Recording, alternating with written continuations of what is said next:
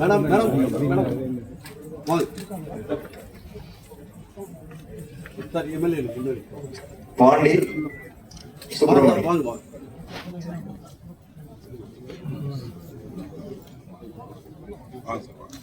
வாங்கிக்க வாங்க வாங்க சார் வாங்க வாங்க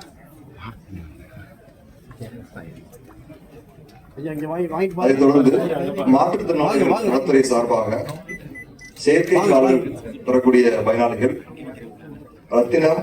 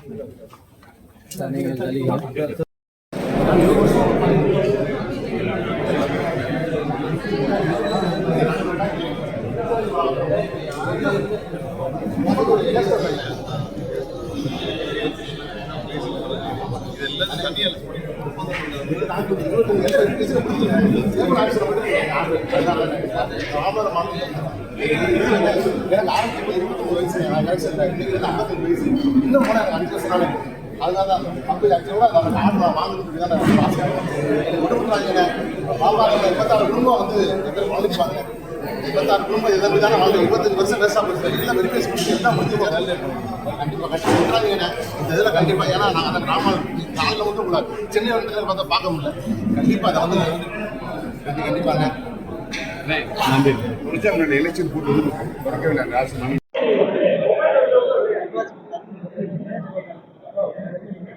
போலாமா? அனைவருக்கும் வணக்கம். இன்று வந்து மதுரை மாவட்டம் சார்பாக ஒரு மாவட்ட அனைத்து துறைகள் சார்பாக ஒரு ஆய்வுக் கூட்டம் நடைபெற்றது. ஸோ அதில் வந்து அடுத்து என்னென்ன திட்டங்கள் தேவை, ஒவ்வொரு துறை சார்பாக என்னென்ன திட்டங்கள் தேவை, ஒவ்வொரு துறை சார்பாக என்ன மாதிரியான இப்போ கரண்ட் ப்ராக்ரஸ் என்ன மாதிரி இருக்கு, என்னென்ன திட்டங்கள் பாதிலே கிடப்பில் இருக்கு, என்னென்ன தேவை, இப்போ பள்ளி கல்வித்துறைக்குன்னா அவங்களுடைய பள்ளிகளுக்கு என்ன தேவை, அரசு பள்ளிகளுக்கு என்ன தேவை, இந்த மாதிரி ஒவ்வொரு துறை சார்ந்து இப்போ டாஸ்மார்க் சார்பாக எவ்வளோ வந்து வயலேஷன்ஸ் இருக்கு எல்லாமே. அப்புறம் மைன்ஸில், அதாவது மைன்ஸ் டிபார்ட்மெண்ட்ல எந்தெந்த குவாரிகள் எவ்வளோ ஆய்வு கூட்டம் நடந்துட்டு இருக்கு, எந்தெந்த இடத்துல வயலேஷன்ஸ் இருக்கு, அது சம்மந்தமாக எல்லா துறைகள் சார்ந்த ஒரு ஆய்வு கூட்டமும் நடைபெற்று முடிந்தது. ஸோ அவர்கள் ஒவ்வொருத்தரும் என்னென்ன தேவை, இப்போ சென்னையில் மதுரையில் நமக்கு தேவையான நம்ம ஜிஹெச்சுக்கு தேவையான ஹாஸ்பிட்டல்ஸ், இட வசதி, எங்கெங்கெல்லாம் இடம் தேவை, அரசு நிறுவனங்களுக்கு இடம் தேவை, இது மாதிரியான அனைத்தும் கேட்கப்பட்டது. ஸோ அவங்க எல்லாம் அது சம்மந்தமாக மீண்டும் வந்து என்னென்ன தேவை குறித்து டீட்டெயில்டாக ரிப்போர்ட் கொடுப்பாங்க. இது அனைத்தையும் நம்ம ரெடி பண்ணி அடுத்த வர்ற பட்ஜெட்டுக்குள்ள தேவையான ஃபண்டு ஒதுக்கிறதுக்கு தேவையான முயற்சிகளையும், எங்கெங்கெல்லாம் மற்ற துறை சார்ந்த இடங்கள் தேவைப்படுதோ அதெல்லாம் கேட்டு பெற நிலைமையில் இருக்கும். ஸோ அதெல்லாம் ஆய்வு செய்து முடிச்சிருக்கோம். அடுத்த வாரம் வெள்ளிக்கிழமை அடுத்த கட்ட கூட்டம் இருக்கு. ஸோ அதில் மீண்டும் இதெல்லாம் ஃபைனலைஸ் பண்ணிட்டு, ஸோ இதை முதல்வர் எடுத்து கொடுத்து தேவையான அனுமதி பெற்று அடுத்த எடுத்து வேற ஏதாவது கேள்வி இருந்தா வெள்ளை அறிக்கை வெளியிட்டது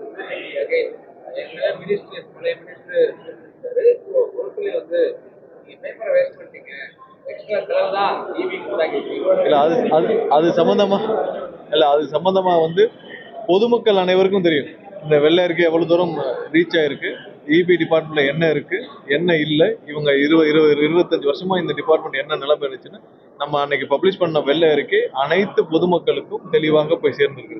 நம்ம தெளிவா டேட்டாவோட தான் சொல்லணும்.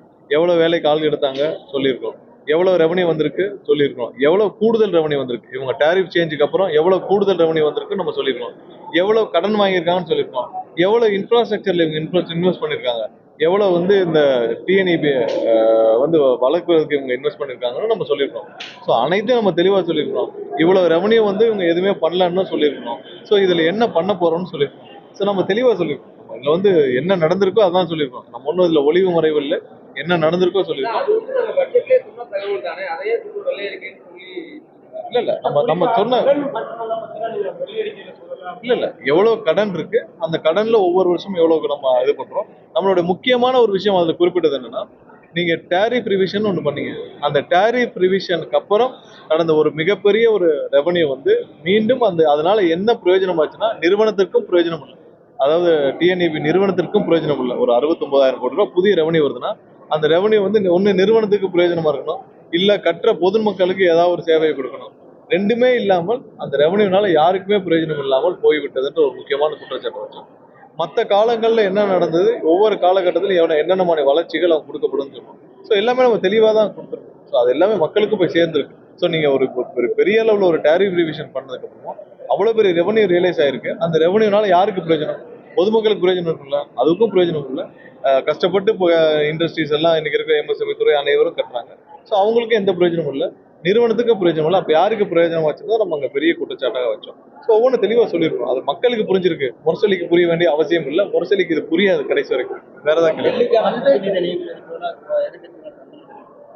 இல்ல, நீங்க நிறைய பேர் அதை தவறா புரிஞ்சுக்கிட்டாங்க. ஸோ அவர் வந்து கர்நாடகாவை சேர்ந்தவர். அவர் வந்து கர்நாடகாவில் போய் தொழில் தான் செஞ்சுட்டு இருக்காரு. அவர் வந்து ஆந்திராவை சேர்ந்த நபர். அவர் வந்து இன்னொன்னு ஒரு விஷயம் என்னன்னா, டெல்லி பிரதிநிதி. அவர் எந்த முடிவுகளையும் பெரிய முடிவுகள் அவர் என்ன இன்னைக்கு வந்து பெரிய அப்ரூவல் கொடுக்க போறாரா இல்ல பெரிய முடிவுகள் எடுக்க போறாரா? டெல்லிக்கான பிரதிநிதி தான் இருக்க போறாரு. ஒரு ஒரு முக்கியமான விஷயங்கள் என்னன்னா, கஷ்டமான சூழ்நிலைகள் அவங்க வந்து மிகவும் உறுதியாக நின்றவர்கள், மிகவும் நம்பிக்கையானவர்கள். இன்னைக்கு எந்த இடத்துலையும் வந்து ஒரு தவறான நபருக்கு அந்த பொறுப்பு வழங்கப்படவில்லை. அவருக்கு பல அழுத்தங்கள் கடந்த காலங்கள்ல வந்துச்சு. அவர் மீது அவரிடம் பல அழுத்தங்கள் கொடுத்து அவர்கிட்ட வந்து எங்க தலைவர் மீதும் எங்க மீதும் வந்து பெரும் குற்றச்சாட்டை சுமத்துவதற்கு பல அழுத்தங்கள் வந்தது. அதெல்லாம் தாண்டி இன்னைக்கு வந்து அவர் வந்து கண்டிப்பாக உறுதியாக நிற்பவர். அவருக்கு இது ஒன்றும் பெரிய இந்த பொறுப்புலாம் இல்லை. ஆனால் அதே நேரத்தில் இது ஒரு தவறான நபருக்கு கொடுக்கப்படவில்லை. அது கர்நாடகத்தை சேர்ந்த நபர் இல்லை, அவர் ஆந்திராவை சேர்ந்த, அங்க போய் தொழில் தான் செஞ்சுட்டு இருக்காரு. எனக்கு ஏதோ இல்ல அது வந்து நீங்க அவர் இங்க தமிழ்நாட்டுல வேலை பார்க்க போறது இல்லையே, அவர் டெல்லியில தான் இருக்க போறாரு. தமிழ்நாடு கவர்மெண்ட் எல்லாம் இல்ல, அவர் டெல்லியில ஒரு பிரதிநிதியாக கோஆர்டினேஷனுக்கு இருக்க போறாரு. அவர் எந்த முடிவுகளும் எடுக்க போறது இல்ல. அவர் இன்னும் பெரிய ஒரு முடிவுகள் எடுக்க போறது இல்ல. அவர் பெரிய அப்ரூவல் பண்ண போறல, கோஆர்டினேஷன் பண்ண போறாங்க. சோ அதுல தெரிந்தவர்கள் நம்பிக்கையானவர் கோஆர்டினேஷன் பண்றதுல ஒன்றும் தப்பு இல்லை.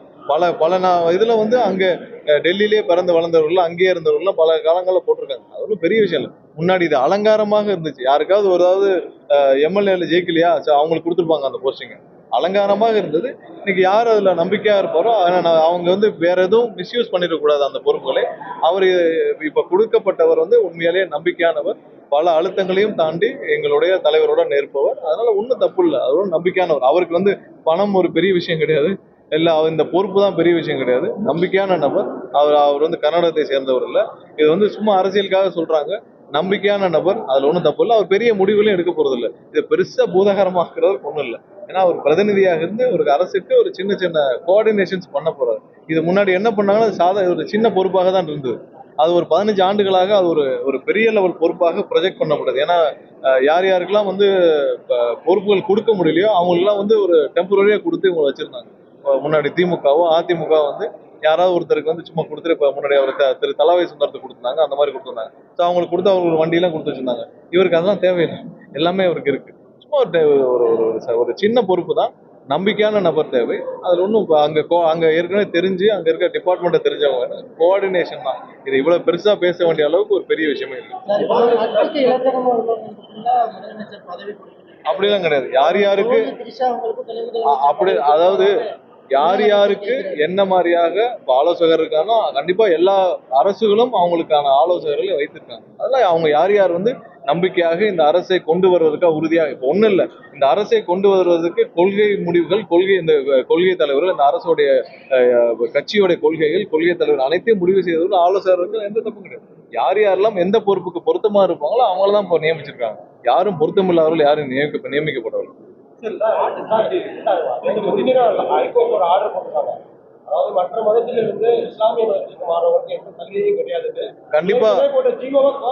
கண்டிப்பா இந்த ஆர்டர், அதாவது இல்ல கண்டிப்பா அதை எதிர்த்து, இப்ப அந்த தீர்ப்பை எதிர்த்து தமிழக அரசு மேல்முறையீடு செய்யும் வேலைகளை துவக்கி இருக்கிறோம். கண்டிப்பாக அந்த தீர்ப்பை எதிர்த்து நம்ம வந்து தமிழக அரசு மேல்முறையீடு செய்யும். இல்ல கண்டிப்பா கிடையாது. இந்த தீர்ப்பை எதிர்த்து நம்ம தேவையான நம்ம வந்து அவசரமாக அந்த வழக்கு எடுக்கப்பட்டது. நம்மளும் வந்து போதுமான அளவு நம்ம வழக்கறிஞர்களை நியமித்து அதுக்கான அறிவுரை கூடியிருந்தோம். பட் அதே நேரத்துல இந்த வழக்கை எதிர்த்து கண்டிப்பாக நாம் மேல்முறையீடு செய்வோம். அதற்கான வேலைகளை ஆல்ரெடி துவக்கி விட்டோம். விரைவில் மேல்முறையீடு செய்யப்படும்.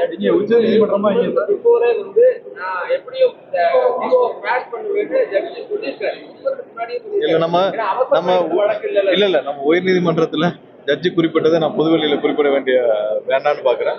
ஏன்னா அது பொதுவெளியில பேச வேண்டாம். பட் அதே நேரத்தில் இது குறித்து நம்ம அனைத்து முயற்சிகளையும் எடுத்தோம். அதே நம்ம டைமும் கேட்டோம், ஆனால் டைம் கொடுக்கப்படவில்லை. நம்ம கண்டிப்பாக இதை மேல்முறையீடு செய்வோம்.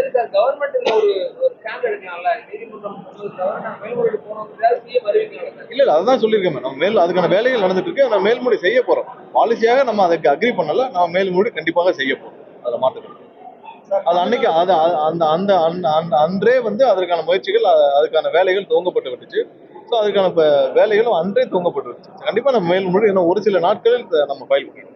சார், தமிழ்நாடு ஃபுல்லாமே வந்து நெல்முறைகள் பார்த்தீங்கன்னா கிரவுண்ட்ல வந்து பாதுகாப்பு முடியாது. இதுக்கு என்ன சார்? இல்ல கண்டிப்பா என்னன்னா இன்னைக்கு ஆய்வுக் கூட்டத்தில் அது சம்பந்தமா பேசிக்கணும். நிறைய இடங்கள்ல கொள்முதல் நிலையங்கள் வந்து அங்கங்க டெம்பரரியா இயங்கிட்டு வராங்க. ஸோ அதெல்லாம் வந்து அரசு நிலங்களை ஐடென்டிஃபை பண்ணி கொடுக்க சொல்லியிருக்கோம். முதல் கட்டமாக. அடுத்த கட்டமாக அவங்களுக்கு செட்டு போற வேலைகள் நம்ம துவக்கணும். ஸோ அதுக்கெல்லாம் இன்னைக்கு தான் வந்து எங்கெங்கெல்லாம் கொள்முதல் நிலையங்கள் டெம்பரரியா வேற தனியார் இடங்கள் இயங்கிட்டு வருதோ அதெல்லாம் ஐடென்டிஃபை பண்ணிட்டு அரசு நிலங்களுக்கு முதல்ல அலாட்மெண்ட் பண்ணுவோம். அதற்கு அடுத்த கட்டமாக அவங்களுக்கு செட்டு போற வேலை எங்கெங்க ஐடென்டிஃபை பண்ணியிருக்கோம், செட்டு போற வேலைகளை நம்ம பார்க்கணும். அது எங்கெங்க பாதிக்கப்படுதுன்னு பார்க்கணும். அதற்கான வேலைகளை நம்ம இப்பதான் இன்னைக்கு தான் வந்து ஆய்வு கூட்டம் முடிச்சு துவைக்கிறோம். அதான் மதுரை மாவட்டத்தை பொறுத்த வரைக்கும் ஓவராலா இதே மாதிரி ஒரு பாலிசியை நம்ம கண்டிப்பா ப்ரொபோஸ்.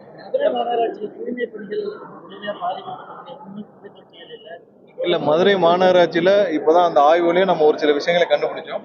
இப்ப இருக்கிற அந்த மாநகராட்சியில அந்த குப்பை எல்லும் அந்த டெண்டர் எடுத்திருக்கிற நிறுவனம் பல முறைகேடுகளை செய்திருக்கிறார்கள். அது சம்பந்தமாக இப்ப ஆய்வுல கண்டுபிடிக்கப்பட்டு வழக்கு பதிவு செய்ய சொல்லி இருக்கிறோம். கடந்த மாதம் ஒரு சில தவறான அவங்களுடைய முறைகேடு கண்டுபிடிக்கப்பட்டு அவங்க மேல வழக்கு பதிவு செய்யப்பட்டு சொல்லியிருக்கோம். இன்றுக்குள் அதுக்கான கம்ப்ளைண்ட் கொடுத்து வழக்கு பதிவு செய்ய வேலைகளை துவக்குவார்கள். கண்டிப்பா அடுத்த கட்டமாக நம்ம வந்து இதை சரி செய்யும் வேலைகளை நம்ம செய்வோம். வேற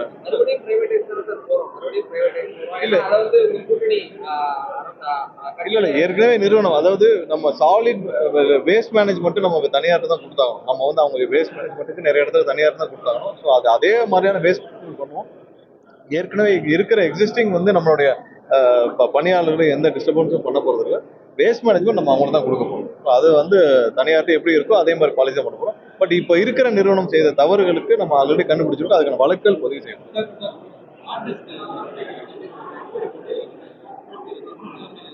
இல்ல அது சிபிசிஐடி என்கொயரி பண்ணிட்டு இருக்காங்க. ஆனா இன் பேரலல் வந்து நம்ம நேற்று அந்த வெள்ளையர்கையில பேசுறப்பே சொன்னோம், கண்டக்டர் டெண்டர்ல நம்ம வந்து 9 டெண்டர்ல நம்ம வந்து முறைகேடுகள் கண்டுபிடிக்கப்பட்டிருக்கு. அதுக்கான கம்ப்ளைண்ட்டும் நம்ம வந்து இப்போ லஞ்ச ஒழிப்புத்துறைக்கு கொடுத்துருக்கோம். விரைவாக அதிலும் வழக்கு பதிவு செய்யப்படும். அது தொடர்பாக பண்ணப்படும். ஸோ எதை மறைக்கிறதுக்காக இந்த ஆர்டிஸ்ட் திட்டப்பட்டதுன்னு தெரியல. இதெல்லாம் உள்ளடக்கிய ஒரு ஆர்டிஸ்ட் கூட திட்டப்பட்டிருக்கலாம். ஸோ அதனால கண்டிப்பாக நாங்கள் வந்து சிபிசிஐடியோட இதுக்கு அவங்களோட ரிப்போர்ட்டுக்காக நம்ம வெயிட் பண்ணுறோம்.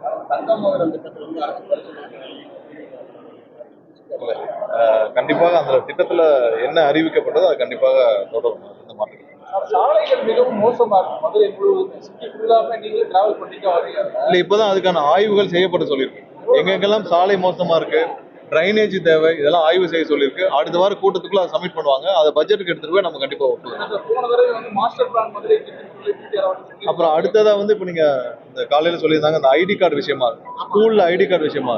ஸோ கண்டிப்பா அதுல அது தவறாக புரிந்து கொள்ளப்பட்டது. அந்த மாதிரி எந்த ஜாதி பெயரையும் எதையும் இல்ல அது வந்து என்னன்னா அவர் வந்து ஜாதி சான்றிதழ் இப்ப ஸ்கூல்ல கொடுத்துட்டு இருக்காங்க குழந்தைகளுக்கெல்லாம். அதை விரைவாக கொடுப்பதற்கான ஏற்பாடுகளை நம்ம செய்வோம்னு சொல்றாரு. அதுல ஒரு சின்ன மிஸ் தான் வந்து அது கொடுப்போம்னு சொல்றப்ப இந்த ஐடி கார்டு சொல்றாங்க. அந்த மாதிரி எந்த திட்டமும் கிடையாது அரசிடம். அந்த மாதிரி இல்ல அவர் சொல்றப்ப வந்து ஜாதி அந்த வார்த்தையை மட்டும் தவறாக குறிப்பிட்டுள்ளார். அந்த மாதிரி எந்த திட்டமும் இல்லை. ஏன்னா அவர் அந்த ரஷ்ல சொல்லியிருப்பாருன்னு நினைக்கிறோம். அந்த மாதிரி எந்த திட்டமும் இல்லை. ஏன்னா ஜாதி சான்றிதழ் நிறைய இடத்துல வந்து ஸ்கூல்ல தான் கொடுக்குறாங்க. இப்போ கவர்மெண்ட் ஸ்கூல்ஸ்ல கொடுக்குறாங்க. ஸோ அதை துரிதப்படுத்தி தெளிவாக கொடுக்க ஏற்பாடு செய்வோம். அப்போ அவங்களுக்கு ஐடி கார்டெலாம் போட்டு கொடுப்போம்னு சொல்லியிருக்காரு. அதில் ஒரு விஷயம் மட்டும் மிஸ் ஆயிடுச்சு. பட் அது மாதிரி எந்த திட்டமும் இல்லை. அது அங்கே சொல்றப்ப ஏதோ ஒரு மிஸ் ஆயிருக்கு. பட் அது அந்த மாதிரி எண்ணத்தில் அந்த மாதிரி இதில் அந்த மாதிரி எந்த திட்டமோ அந்த மாதிரி எந்த யோசனையோ எதுவும் கிடையாது. அதையும் தெளிவுபடுத்த ஆல்ரெடி அப்பீல் ஃபைல் பண்ணியாச்சு. கடந்த வாரமே ஃபைல் பண்ணியாச்சு. நம்ம இந்த இஸ்லாமியர்களுக்கு அந்த பிசி அந்த இஷ்யூலையும் நம்ம இந்த வாரம் கண்டிப்பா ஃபைல் பண்ணிடுவோம். அதுக்கான வேலைகள் அப்பயே துவங்கப்படும். விநியோகம் சரியா இருக்கா சார்? தமிழ்நாடு எந்த அளவுக்கு ரெக்டிஃபை பண்ணிக்கலாம்? இல்ல நம்ம ரெக்டிஃபிகேஷன் வந்து இப்போ மேல்நிலை லெவல்ல தான் பண்ண முடியும். ஸோ அதுக்கான வேலைகள் எல்லா இடத்துல அடிஷனலா கான்ட்ராக்ட் எம்ப்ளாயி ரிட்டையர்ட் எம்ப்ளாயிஸ் வச்சு பண்ணிட்டு இருக்கோம். ஸோ அதை துரிதப்படுத்தவும் செய்வோம். நம்ம நிரந்தரமான தீர்வுக்கும் நம்ம நோக்கி என்னென்ன இன்வெஸ்ட்மெண்ட்ஸ் என்ன பண்ணணும்னு சொல்லி நம்ம வெள்ளை அறிக்கையில் கொடுத்தோம். அதை நோக்கி நான் இருக்கோம். வேற எதுவும் இல்லை.